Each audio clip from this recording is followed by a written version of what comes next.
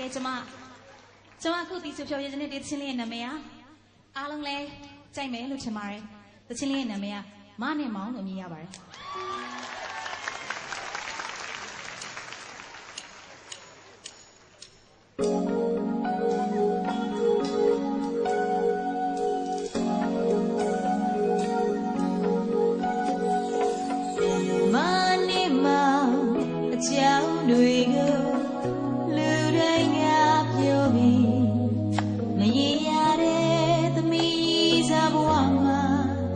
ရောင်လဲလဲနေမဖြစ်ဟာဒီလိုနေပဲအယူချုပ်ခါစတွေးခွေမျိုးတော့မှာအချိန်တွေဆွဲနေတာဘာကြောင့်လဲမောင်ရပါလဲအသက်တွေလုံးနီလားမောင်ချိုက်မောင်လို့ရင်တွေကိုညိုမြင်တာမရှိဘူး